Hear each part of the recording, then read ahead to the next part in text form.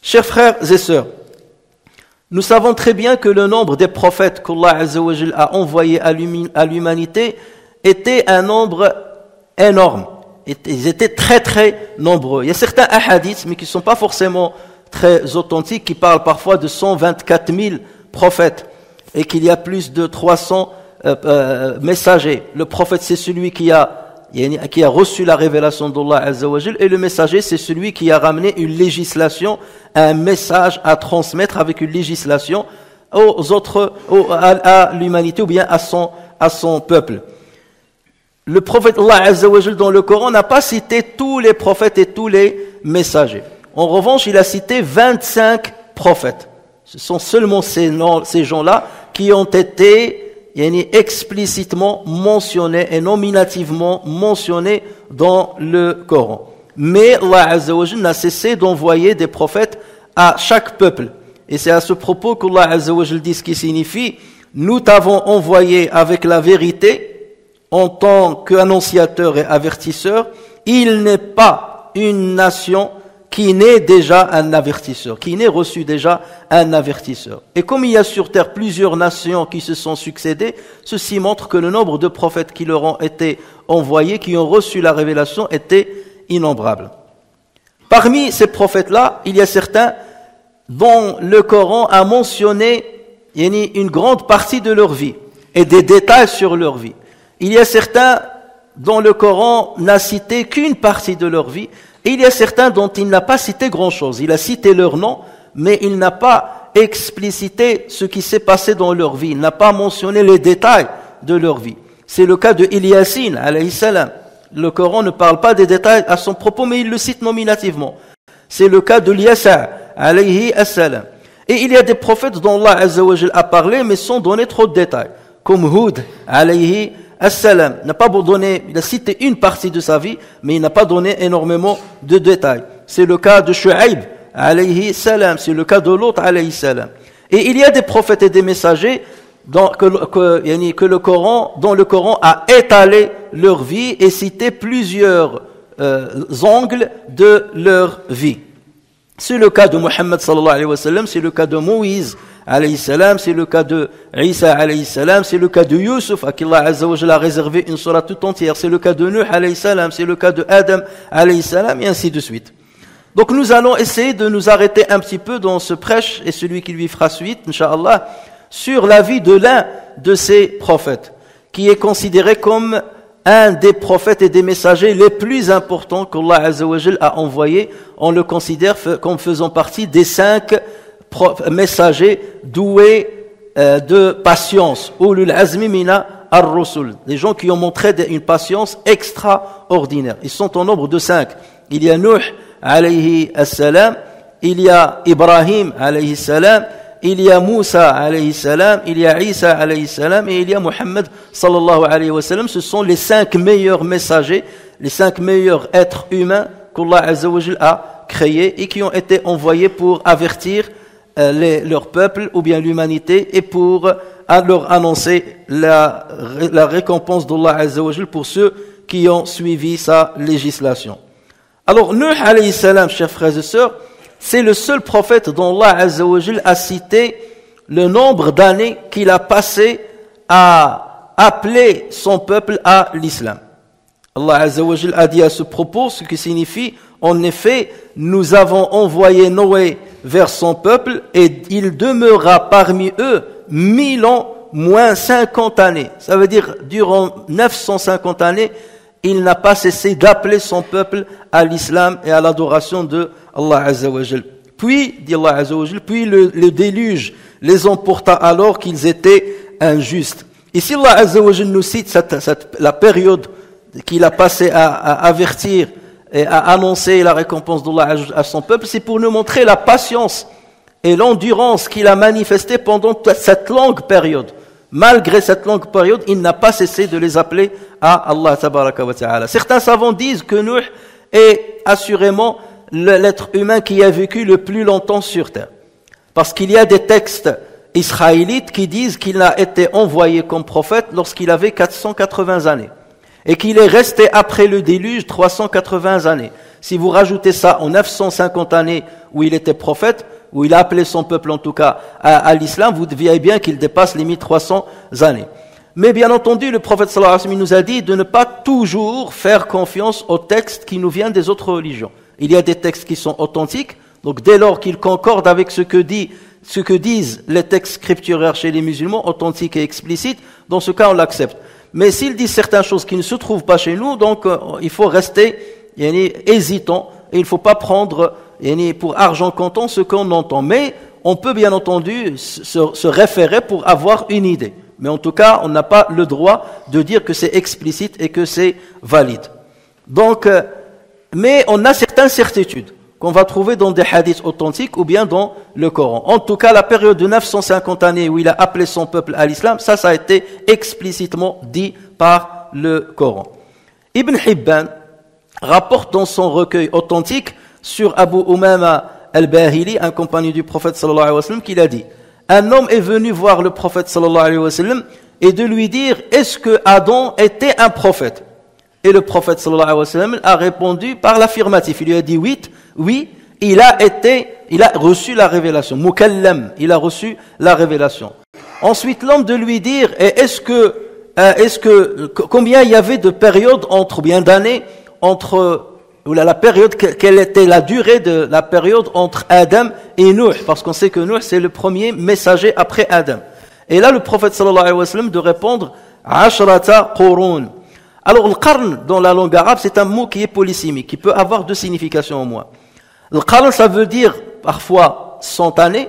Donc pour ceux qui se sont basés sur cette signification là, on dit donc qu'il y avait 1000 ans entre Adam et Nuh alayhi salam. En revanche, il y a une autre signification de l'qarn. Et l'qarn, ça veut dire une génération. Et comme à l'époque de ces prophètes-là, les gens vivaient très longtemps, Adam a vécu très longtemps, Nuh, comme l'a explicité le Coran, a vécu très longtemps, ça veut dire les gens à cette période-là, ils vivaient très longtemps.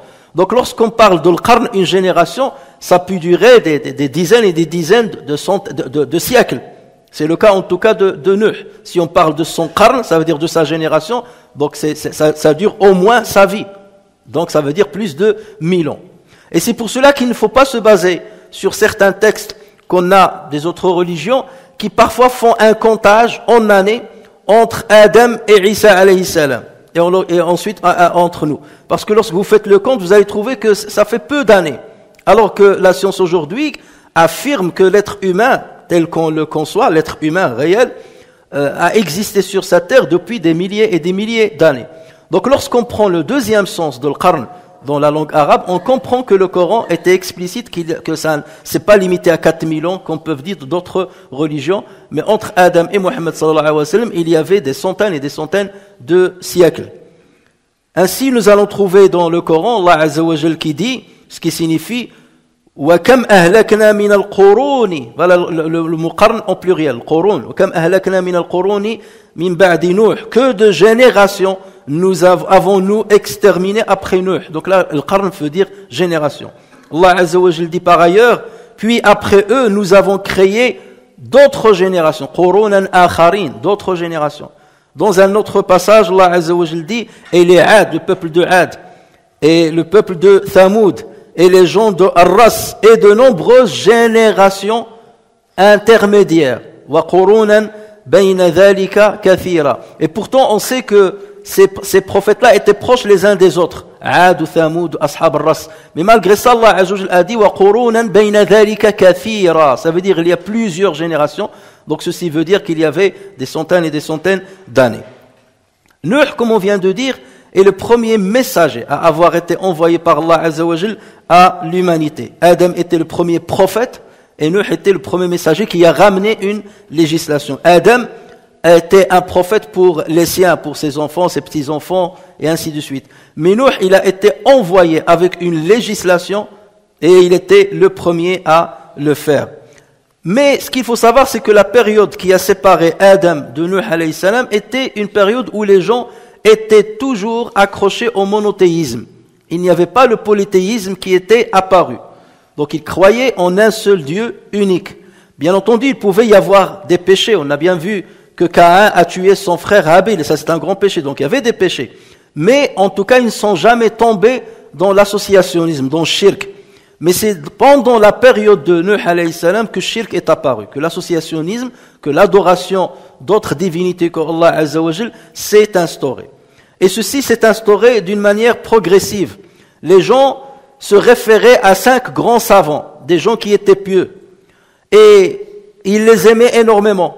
Et ils les respectaient énormément. Et ils les prenaient comme exemple.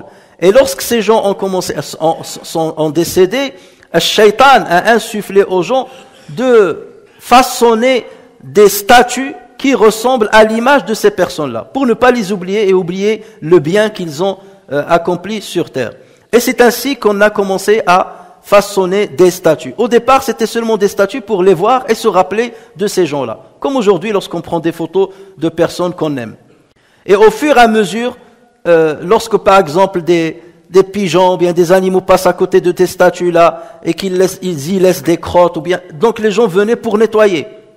Plus tard après, ils ont commencé à les parfumer avec de l'encens. Et au fur et à mesure, ils faisaient des associations entre les gestes qu'ils faisaient à l'endroit de ces statues et certains événements naturels. Parce qu'on l'a nettoyé, on l'a parfumé, la pluie est tombée. Donc ils font le lien et ils pensent que c'est la statue-là qui a fait tomber la pluie. Ou bien parce que j'étais malade et que j'ai rendu visite à cette statue-là, que j'ai guéri. Ou pas bien parce que pendant longtemps j'attendais un enfant, j'arrivais pas à la voir, je me suis rapproché de ces statues-là. Donc je fais le parallèle en pensant que c'est ces statues-là qui guérissent, ce sont ces statues-là qui donnent la pourvoyance, ce sont ces statues-là qui font tomber la pluie, et ainsi de suite. Et c'est comme ça que le polythéisme a commencé à s'installer dans le monde. Et ces personnes-là, ils étaient au nombre de 5. Il y avait Wad, ou Suwa', ou Yarouth, ou Ya'uq, ou Nasr. Et Allah Azza wa Jal les mentionne dans Surat Nuh. Il y a une sourate qui est intitulée Surat Nuh. Allah Azza wa Jal nous donne les détails là-dessus. Lorsque Nuh alayhi salam a appelé son peuple à délaisser l'associationnisme, eux, ils ont répondu par la négation. Quand ils ont dit ce qui signifie, et ils ont dit, n'abandonnez jamais vos divinités, et n'abandonnez jamais Wad, Suwa', Yarouth, Ya'uq et Nasr. Elles, ça veut dire ces idoles-là, elles ont déjà égaré plusieurs, ne fait Seigneur croître les injustes qu'en égarement. Donc voilà ce qu'Allah Azza wa Jal nous dit à propos de ces statues, les premières statues qui ont été adorées. Même si ces statues ont disparu après le grand déluge, plus tard, on les a repris en tant que divinités, même plus tard, parce qu'on a trouvé le nom de ces statues-là qui se répétaient chez les Arabes avant l'avènement de l'islam. Chers frères et sœurs, lorsqu'on lit l'histoire de Nuh alayhi salam dans le Coran, on va voir que ce dernier a mis un focus sur les moyens que Nuh alayhi salam a utilisés pour appeler son peuple à l'islam. Ainsi, si on lit sourate Nuh, c'est une sourate qui est moyenne, donc c'est une petite sourate. Si on lit sourate Nuh, on trouve qu'Allah Azza wa Jal dit ce qui signifie « Nous avons envoyé Noé vers son peuple. Avertis ton peuple avant que leur vienne un châtiment douloureux. Il leur dit « Ô mon peuple, je suis vraiment pour vous un avertisseur clair. Adorez Allah, craignez-le, obéissez-moi pour qu'il vous pardonne vos péchés et qu'il vous donne un délai jusqu'à un terme fixé. Mais quand vient le terme fixé par Allah, il ne saurait être différé si vous saviez. » Il dit, donc voici ce que va dire Nuh alayhi salam lorsqu'il va s'adresser à Allah Azza wa Jal. Il dit, « Seigneur, j'ai appelé mon peuple nuit et jour. » Nuit et jour. Ceci nous montre quoi? Nous montre que Nuh alayhi salam ne considérait pas la prédication comme un métier terrestre, mais il le considérait comme une mission céleste, une mission noble. C'est pour cela qu'il donnait tout son temps pour eux, nuit et jour. Il n'y a pas moi, mon téléphone il est ouvert seulement jusqu'à 18h et après je ferme le téléphone, je réponds à personne. Il n'y a pas pour moi, non, moi je n'interviens que de telle heure à telle heure. Non. Da'wa ila Allah, la prédication, ce n'est pas un métier. C'est quelque chose de noble. Je disais tout à l'heure que j'ai entendu un podcast, un entretien entre un jeune imam et un journaliste, et le jeune, il a dit, je suis venu comme imam dans une mosquée, et le premier jour, j'ai fait la prière, et quelqu'un était à côté de moi, un vieux, a-t-il dit, et qui a fait la prière d'une manière tellement rapide que j'étais encore debout à réciter le Fatiha et la Surah, lui, il avait déjà terminé les 2 rak'at. Il a dit, tout de suite, j'ai pris la fuite de cette mosquée, pour aller voir ailleurs. Et j'avais envie de dire à cette personne, à quoi ça sert un médecin s'il n'y a pas de malade? Avez-vous déjà vu un médecin qui va chercher un endroit où il n'y a pas de malade? À quoi tu sers? Donc à quoi sert un imam s'il n'y a pas des gens à qui il peut donner des exhortations, qu'il peut corriger dans leur pratique quotidienne, de qui il peut se rapprocher tous les jours? Si tu considères l'imama ou bien la prédication comme un métier duquel tu prends seulement un salaire, ben Allah Azza wa Jalla te dira, ben ton salaire tu l'as bien reçu. Voilà, tu as eu ton salaire avec des euros et tout ici-bas, ben tu n'auras rien dans le delà. Si Allah Azza wa Jalla t'a donné ce privilège de t'avoir donné un peu de connaissances dans le Coran, dans la Sunna, ainsi de suite, c'est une chance pour toi. Tu dois être reconnaissant envers Allah Azza wa Jalla. Et comment on doit être reconnaissant? C'est en donnant une partie de ce qu'Allah Azza wa Jalla t'a donné aux autres. Et plus tu es sollicité, tu dois être content et remercier Allah Azza wa Jalla. Si je suis aussi sollicité, c'est qu'Allah Azza wa Jalla a fait de sorte que je sois utile pour les autres. Et à partir de là, je donne mon effort, je donne mon argent, je donne mon temps aux musulmans pour être à leur service et non pas se servir d'eux. Et malheureusement, c'est pas ce que nous voyons. De moins en moins, on voit ceci. Regardez maintenant cette nouvelle génération des imams 2.0. Leur but, c'est de rester toute la journée, des heures et des heures, quotidiennement, sur TikTok, sur YouTube. Pourquoi? Parce que pour avoir les AdSense, plus il a de visiteurs, plus il a de likes, plus il rentre de l'argent. Donc c'est devenu un métier purement terrestre. Et il passe des heures et des heures sur ça. Mais lorsqu'il faut descendre sur le terrain, aller voir la jeunesse, les enfants, leur enseigner, donner de leur temps, donner de leur argent, ça ne les intéresse pas. Il y a même certains qui ont quitté les pays, ils sont allés dans des pays riches pour vivre dans le luxe et ils agissent depuis 4000, 5000 kilomètres pour soi-disant nous montrer ici en France ce que nous devons faire, ce que nous ne devons pas faire, pendant qu'ils sont en train de remplir leur compte bancaire. Et ça, da'wa Allah Azza wa Jal, et ça ce qu'a fait Nuh lorsqu'il a dit « J'ai appelé mon peuple nuit et jour », ça veut dire j'ai consacré ma vie pour eux, 950 années. Et il était patient et il était endurant. Parce qu'il sait qu'il n'attend de récompense, parce qu'il n'attendait de récompense que d'Allah Azza wa Jal et non pas de ces personnes. Ensuite, il a dit, alayhi salam, ensuite je les ai appelés ouvertement, puis je leur ai fait des proclamations publiques et des confidences en secret. Ça veut dire, je les ai appelés parfois dans leurs assises, d'une manière, lorsqu'ils sont assis ensemble, je venais, j'entrais chez eux et je parlais à tout le monde. Et parfois, alors je voyais que certaines personnes étaient gênées, soit parce qu'ils sont orgueilleuses et donc ils n'aimaient pas que les autres les voient, donc je venais en secret pour leur parler de l'islam et les convaincre.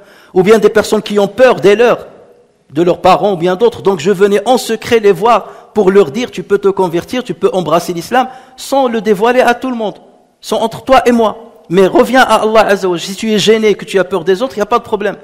Donc vous voyez qu'il s'adaptait par rapport aux besoins de ceux à qui il s'adressait.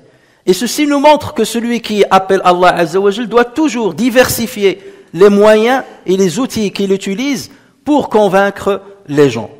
Ensuite, alayhi salam, il les a appelés à demander pardon à Allah Azza wa Jalla, à se repentir.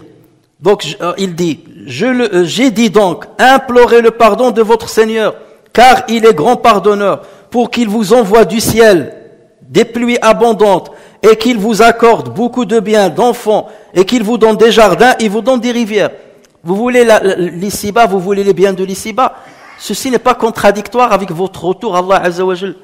Vous pouvez être religieux, vous pouvez croire en Allah Azza wa Jal, sans pour autant de perdre les biens d'ici-bas. Au contraire, Allah Azza wa Jal vous donnera encore plus de largesse. C'est lui le pourvoyeur. Et donc, mais demandez à Allah Azza wa Jal, défaites-vous de vos péchés. Donc si c'est le bien terrestre que vous cherchez, vous aurez cette garantie de la part de Allah Azza wa Jal.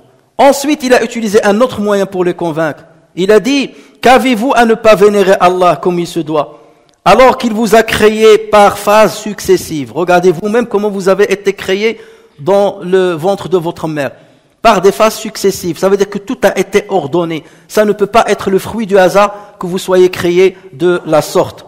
Ensuite, il a dit, n'avez-vous pas vu comment Allah a créé 7 cieux superposés et y a fait la lune une lumière et du soleil une lampe?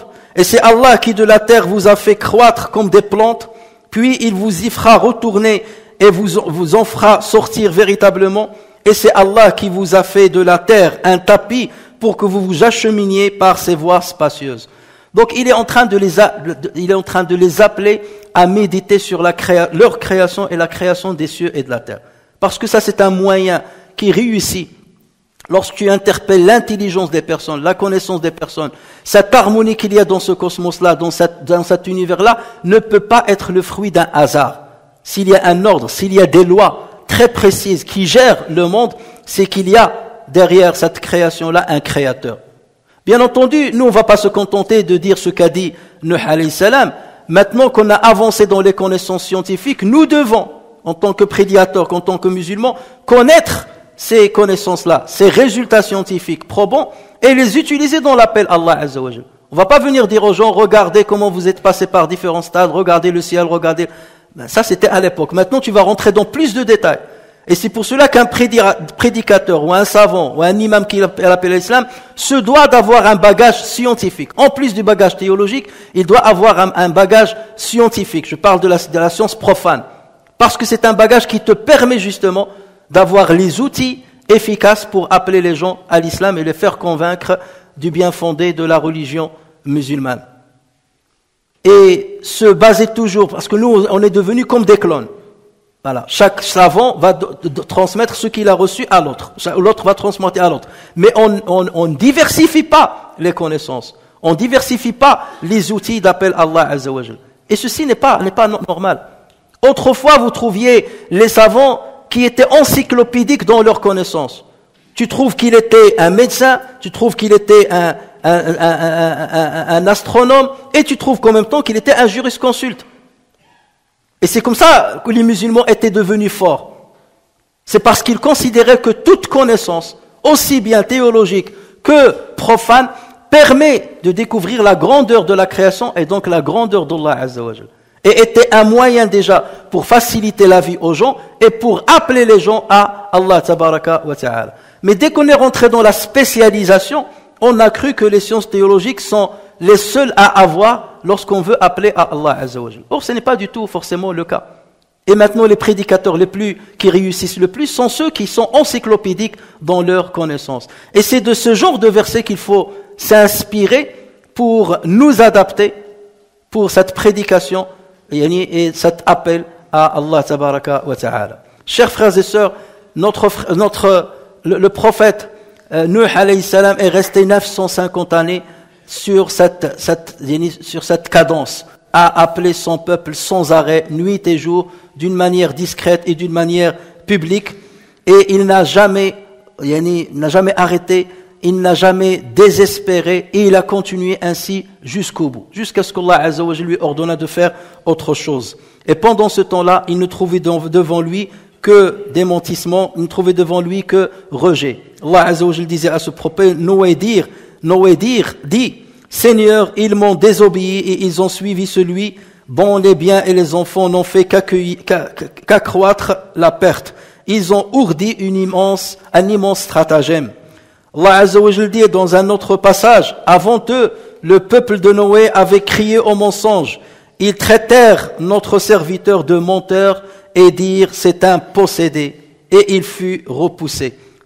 Et c'est cette accusation, c'est la même accusation qui a été dite à pratiquement tous les prophètes. Et à ce propos, Allah Azza wa Jal dit, ainsi aucun messager n'est venu à leurs prédécesseurs sans qu'il n'ait dit c'est un magicien ou un possédé. Est-ce qu'ils se sont transmis cette injonction? On a l'impression que c'était un testament qu'ils écrivaient génération après génération. Voilà comment il faut accuser cette personne-là. Allah Azza wa Jal répond, ils sont plutôt des gens transgresseurs. C'est leur transgression. C'est leur orgueil qui les a empêchés d'accepter la vérité. Donc à partir de là, le messager qui vient avec la vérité, on doit l'accuser avec des accusations fallacieuses pour repousser les gens de lui et empêcher qu'il soit entendu. Et c'est la même stratégie qui est utilisée dans n'importe quelle époque. Le musulman doit toujours appeler à Allah Azza wa Jalla selon ce qu'Allah Azza wa Jalla lui a donné comme compétence, à une échelle restreinte ou bien à une échelle plus vaste. Il doit patienter et endurer quelle que soit l'animosité qu'il peut affronter dans sa vie, parce qu'il sait qu'il n'attend une récompense que d'Allah tabaraka wa ta'ala, et qu'il sait que ce chemin-là, c'est celui qui a été emprunté par les prophètes, par les messagers, et c'est un chemin qui est largement récompensé à son bout, pour ceux qui arrivent jusqu'au bout.